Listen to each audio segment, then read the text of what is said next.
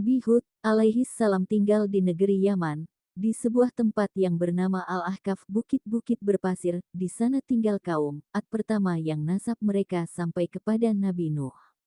Mereka tinggal di rumah-rumah yang memiliki tiang-tiang yang besar sebagaimana difirmankan Allah Subhanahu wa Ta'ala, yaitu penduduk Iram, ibu kota tempat tinggal kaum Ad, yang mempunyai bangunan-bangunan yang tinggi yang belum pernah dibangun suatu kota seperti itu di negeri-negeri lain. Quran Surat Al-Fajr 7-8.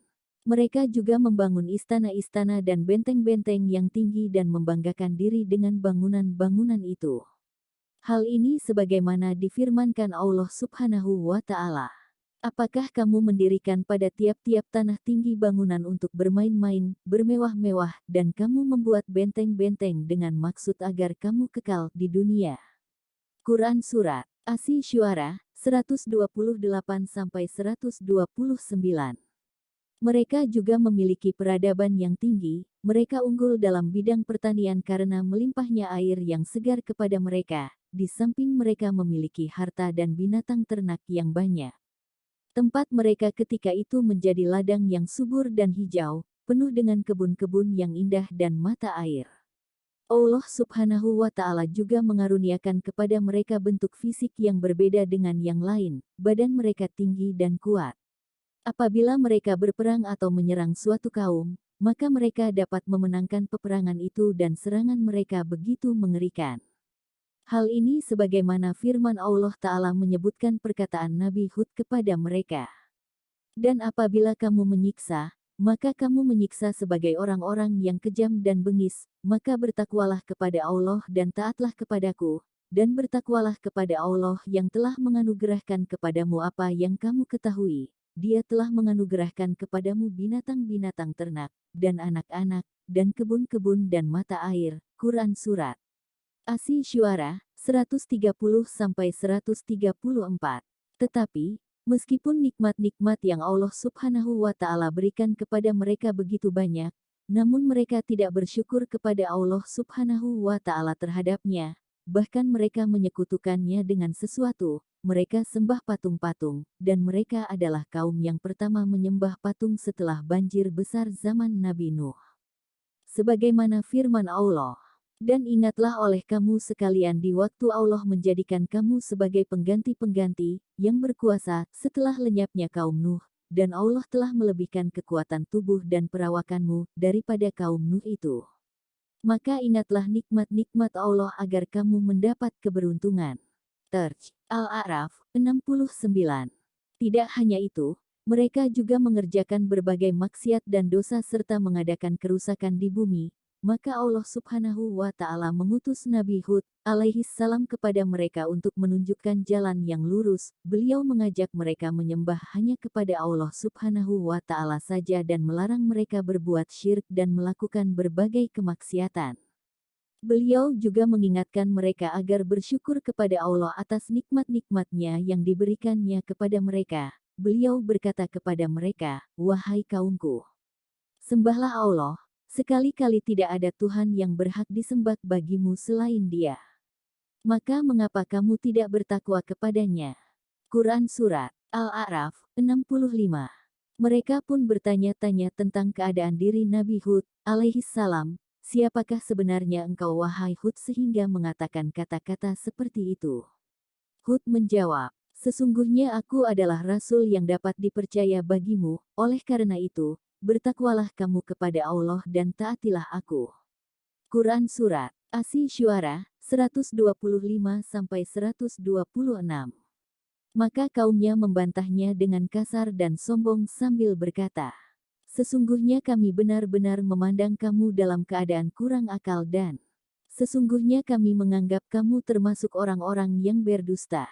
Quran Surat Al-A'raf 66. Hud menjawab, "Wahai kaumku, tidak ada padaku kekurangan akal sedikit pun, tetapi aku ini adalah utusan dari Tuhan semesta alam. Aku menyampaikan amanat-amanat Tuhanku kepadamu dan aku hanyalah pemberi nasihat yang terpercaya bagimu." Quran Surat Al-A'raf 67-68.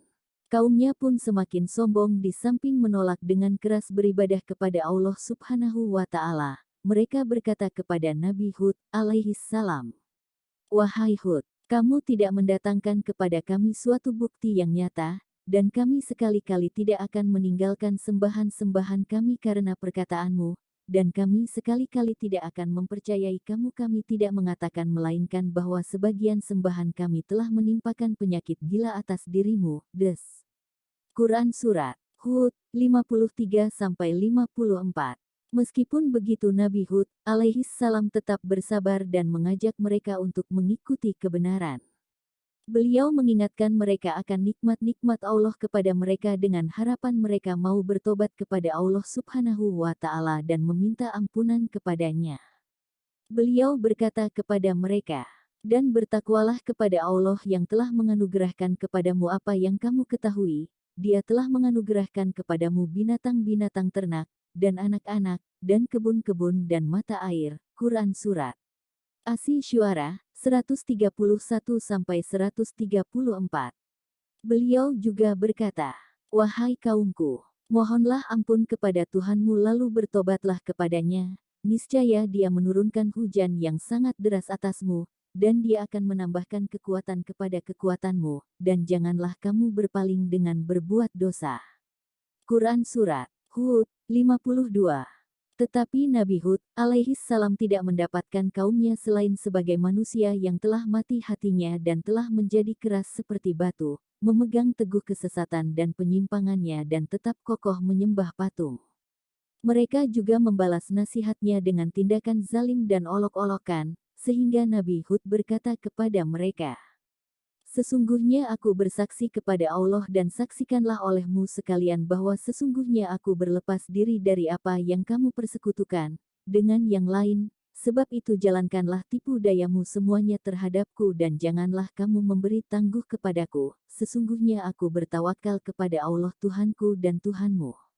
Tidak ada suatu binatang melata pun melainkan Dialah yang memegang ubun-ubunnya, sesungguhnya Tuhanku di atas jalan yang lurus. Jika kamu berpaling, maka sesungguhnya aku telah menyampaikan kepadamu apa amanat yang aku diutus untuk menyampaikannya kepadamu. Dan Tuhanku akan mengganti kamu dengan kaum yang lain dari kamu, dan kamu tidak dapat membuat mudarat kepadanya sedikit pun. Sesungguhnya Tuhanku adalah Maha Pemelihara segala sesuatu." Quran Surat Hud 54-57. Azab yang ditimpakan kepada kaum Nabi Hud alaihi salam. Mereka tetap saja menyombongkan diri dan membanggakan diri dengan kekuatannya, dan mereka berkata Nabi Hud dengan sombongnya, "Siapakah yang lebih kuat kekuatannya daripada kami?" Quran Surat Fussilat 15. Mereka juga mengolok-olok Nabi Hud dan meminta kepadanya agar disegerakan azab. Mereka berkata, "Maka datangkanlah azab yang kamu ancamkan kepada kami jika kamu termasuk orang-orang yang benar." Terj. Al-A'raf 70. Hud pun menjawab, "Sungguh sudah pasti kamu akan ditimpa azab dan kemarahan dari Tuhanmu. Apakah kamu sekalian hendak berbantah dengan aku tentang nama-nama berhala yang kamu beserta nenek moyangmu menamakannya, padahal Allah sekali-kali tidak menurunkan hujah untuk itu? Maka tunggulah azab itu, sesungguhnya aku juga termasuk orang yang menunggu bersama kamu." Quran Surat Al-A'raf 71. Maka mulailah azab Allah datang kepada kaum Ad. Allah Subhanahu wa Ta'ala mengirimkan kepada mereka hawa yang panas yang membuat sumur-sumur dan sungai-sungai menjadi kering, tanaman dan buah-buahan menjadi mati, hujan pun berhenti turun dalam waktu yang cukup lama, lantas kemudian datang awan yang besar. Ketika mereka melihatnya, mereka bergembira dan mengira bahwa mereka akan diberikan curahan hujan. Mereka berkata, "Inilah awan yang akan menurunkan hujan kepada kami." Mereka mengira bahwa awan itu akan datang membawa kebaikan untuk mereka, menghilangkan haus dahaga mereka, memberi minum hewan-hewan mereka dan menyirami kebun dan tanaman-tanaman mereka. Padahal awan itu datang membawa azab bagi mereka. Mereka pun ditimpa angin yang kencang yang terus menimpa mereka selama 7 malam 8 hari tanpa henti, yang membinasakan segala sesuatu yang ada di hadapannya sehingga mereka semua binasa. Allah Subhanahu wa Ta'ala berfirman, "Maka ketika mereka melihat azab itu berupa awan yang menuju ke lembah-lembah mereka, berkatalah mereka, inilah awan yang akan menurunkan hujan kepada kami. Bukan. Bahkan itulah azab yang kamu minta agar datang dengan segera, yaitu angin yang mengandung azab yang pedih, yang menghancurkan segala sesuatu dengan perintah Tuhannya. Maka jadilah mereka tidak ada yang kelihatan lagi kecuali bekas-bekas tempat tinggal mereka. Demikianlah kami memberi balasan kepada kaum yang berdosa." Quran Surat Al-Ahqaf 24. Dan Allah Subhanahu wa Ta'ala menyelamatkan Hud dan orang-orang yang beriman bersamanya. Allah Subhanahu wa Ta'ala berfirman, "Maka kami selamatkan Hud beserta orang-orang yang bersamanya dengan rahmat yang besar dari kami, dan kami tumpas orang-orang yang mendustakan ayat-ayat kami, dan mereka bukanlah orang-orang yang beriman." Quran Surat Al-A'raf 72. Hud alaihi salam pun pergi bersama orang-orang yang beriman ke tempat yang lain, yang di sana mereka beribadah kepada Allah Subhanahu wa Ta'ala. Terima kasih sudah di channel ini, by Editor Muji.